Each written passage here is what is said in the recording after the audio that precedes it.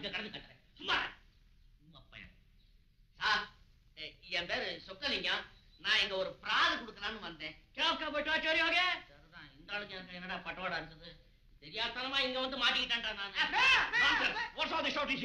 பேர் கேக்குறீங்களா? சொக்கலிங்கம்.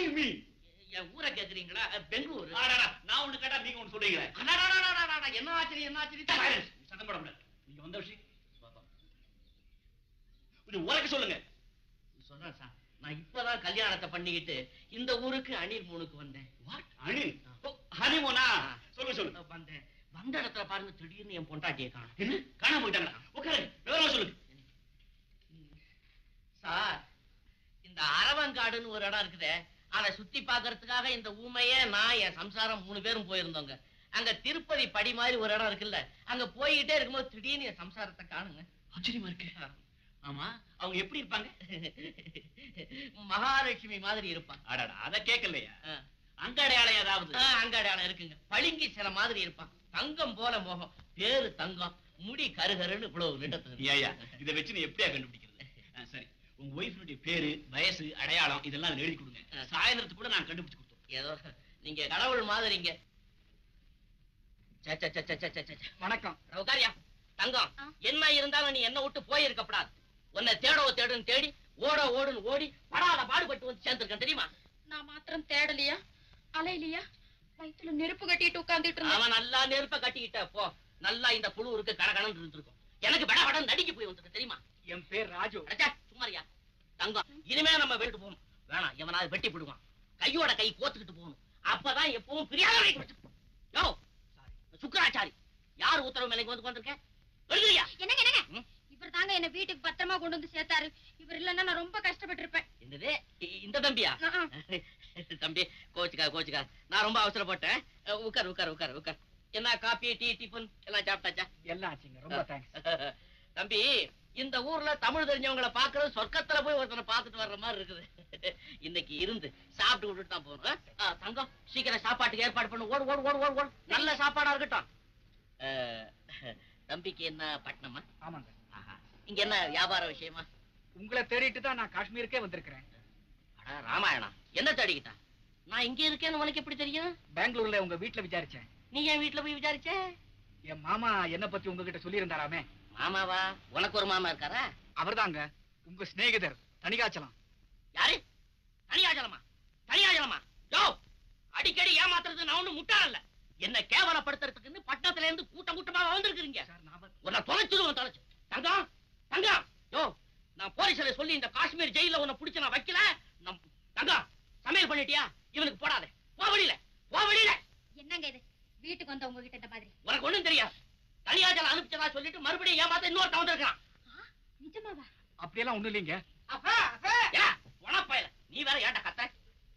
லெட்டரா எங்க இருந்து வந்திருக்கு?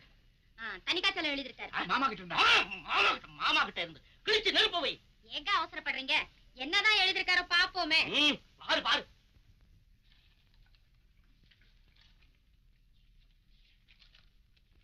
அன்புள்ள சொக்கலிங்கம், நீ எழுதியிருப்பதை பார்த்து நான் மிகவும் வருத்தமடைகிறேன். யாரோ உன்னை ஏமாற்றிருக்கிறார்கள். என் மருமகனுடைய போட்டோவை இத்துடன் அனுப்பி வைத்திருக்கிறேன். பார்த்து விட்டு உடனே பதில் எழுதவும். போட்டோவா? எடு.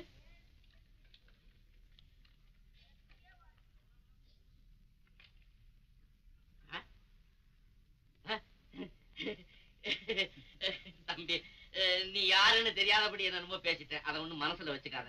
உன் பேரை சொல்லி ஒரு அயோக்கியம் என்னை ஏமாத்திட்டு போயிட்டான்ப்பா. என் பேர் சொல்லி ஏமாத்தினா? ஆனா எவனோ ஒரு திருட்டு பையன் அதை விட்டு தோற. அது என்னத்துக்கு இப்போ? இனிமே நீதான் என்னுடைய மேனேஜர், அதாவது எனக்கு உண்மையான மேனேஜர். தங்கம், ஏன் நின்னுகிட்டு இருக்கிற? சீக்கிரம் போய் சமையல் பண்ணு. முதல்ல கோச்சுக்கிட்டதுனால இப்ப வடபாயசத்தோட சாப்பாடு. தம்பி உட்காருங்க. நான் வந்து சாந்தி இல்லம்மா, இவருதான் தனியாச்சலம் சொல்லி அனுப்பின மேனேஜர். இது என் பொண்ணு சாந்தி. வணக்கம். அப்பா, நான் கொஞ்சம் வெளியே போயிட்டு வரேன். தனியாவா போக போறீங்க?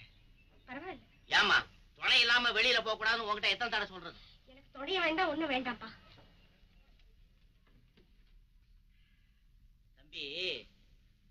தம்பி, என் பொண்ணு ரொம்ப பிடிவாதக்கார பிள்ளையா இருக்கு. என்ன சொன்னாலும் கேட்க மாட்டேங்குது. நான் வேணும்னா துணைக்கு போயிட்டு வரட்டுங்களா? என்னத்துக்கு? வந்தது வரங்காட்டி உனக்கு வேலை. அதனால என்னங்க, பரவாயில்ல. ஊர் தெரியாத ஊர்ல இப்படி தனியா போக கூடாது பாருங்க. ஆமா, அப்ப நீ போயிட்டு வந்துரு. தம்பி, சீக்கிரம் போயிட்டு சீக்கிரம் வந்துரு.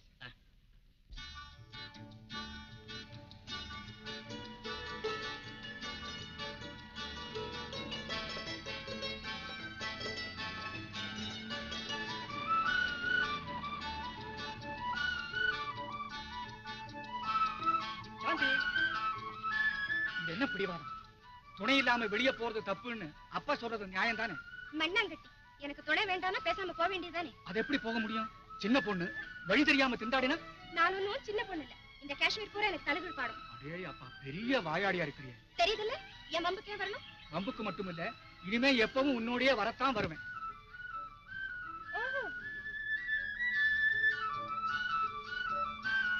चलो जल्दी चलो. சாந்தி, टाटा.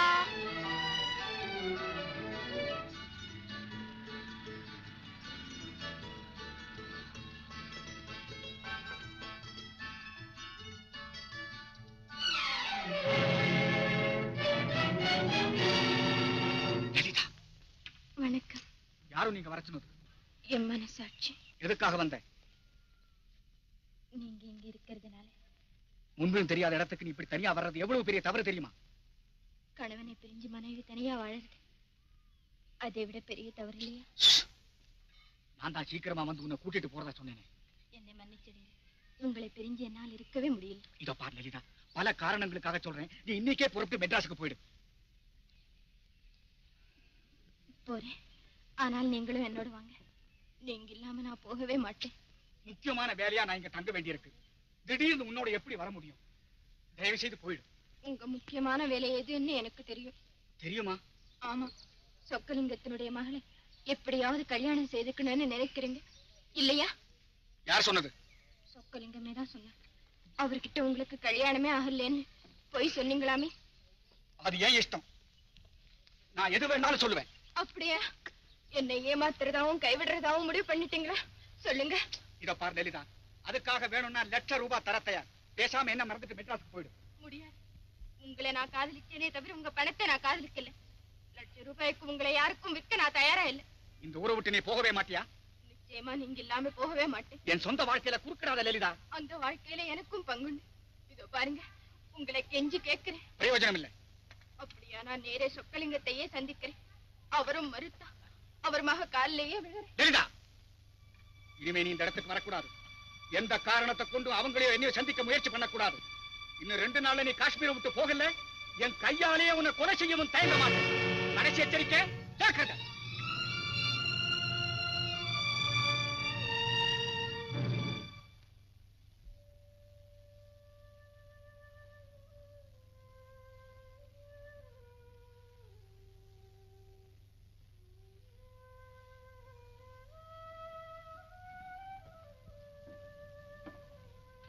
அண்ணா. என்ன லலிதா, உன் புருஷனை பார்த்தியா? பார்த்தேன். அவரோட பேசினேன். என்ன சொன்னாரு? உங்ககிட்ட அன்பா நடந்துக்கிட்டாரா? உன்னை பார்த்த உடனே அவர் ரொம்ப ஆச்சரியப்பட்டிருப்பாரு. ஆச்சரியப்படல, திடுக்கிட்டார். உடனே என்னை மெட்ராஸுக்கு போகும்படியா சொன்னார். சே, அவ்வளவு கல்மனசா அவருக்கு? அவர் என்னை அடியோட வெறுக்கும் போது எப்படி அண்ணா என்னோட அன்பா பேசுவார்? முடிவா அவர் என்னதான் சொன்னார் லலிதா? அவர் வாழ்க்கையில நான் குறுக்கிடுறேன்னா, இன்னும் 2 நாள்ல இந்த ஊரை விட்டு போகலன்னா என்னை கொலை செய்துடுவாரா? ரொம்ப கோபமா பேசினாருன்னா. நீ எதுக்கும் கவலைப்படாத லலிதா. உங்க 2 பேரையும் எப்படியாவது சேர்த்து வைக்க வேண்டியதான் என்னுடைய முதல் கடமை. ராஜ். சாந்தி, நீ இங்க வந்து? நான் உங்களை ரொம்ப தவறா நினைச்சிட்டேன் ராஜ். அதனாலதான் நீங்க என்ன கூப்பிட்டு நான் பதில் பேசல. என்ன மன்னிச்சிடுங்க ராஜ். அதனால என்ன சாந்தி, பரவாயில்லை. இது பாரு, இவ பேர் லலிதா. இவங்களை எனக்கு முன்னையே தெரியும். முன்னையே தெரியுமா? ஆமா, இவங்க வீட்டுலதான் என் கணவர் மேனேஜரா இருக்காரு. வாட்? இது என்ன குழப்பம்? இவர்தாம்மா எங்க வீட்டுல மேனேஜரா இருந்தாரு. நிஜமாவா? ஆமா லலிதா. ஐயோ, அந்த வீட்டுல மேனேஜரா இருக்கிறவர் என் கணவர் தான் அவங்க அப்பா கிட்ட சொன்னேனே. அப்படியா? அது மட்டுமா, உங்களுக்கு ஏற்கனவே கல்யாணமாய் என்னை ஏமாத்திட்டு இருக்கீங்கன்னு நான் கூட நினைச்சேன். அடே, அதனாலதான் உங்க அப்பா என்ன டிஸ்மிஸ் செய்திருக்கிறாரு. என்னால உங்களுக்கு இவ்வளவு இடையூறு நேரும்னு நான் எதிர்பார்க்கவே இல்லை. என்னை மன்னிச்சிடுங்க. இந்த குழப்பத்தை போக்குறதுக்கு என்ன செய்யணும்னு சொல்லுங்க. நான் இப்பவே செய்யறேன். உடனே எங்க அப்பா கிட்ட வந்து இவர் என் கணவர் இல்லைன்னு சொல்லணும். வேண்டாம். இப்ப நாம எதை சொன்னாலும் உங்க அப்பா நம்ப மாட்டார். முதல்ல அவர் கோபம் தணியட்டும், பிறகு லலிதா அவரை சந்திக்கலாம். அம்மா, நீங்களும் என்னை மன்னிச்சிடுங்க. பரவாயில்லை. யாருக்கு இவர் மேல சந்தேகம் இருந்தாலும் எனக்கு இப்ப இவர் மேல கொஞ்சம் கூட சந்தேகம் இல்லை. சாந்தி, அண்ணா, நான் ரூமுக்கு போறேன். நீங்க பேசிட்டு பின்னாடி வாங்க. வரேம்மா. ரொம்ப நல்ல பெண். என் மேல உங்களுக்கு கோபம் இல்லையே?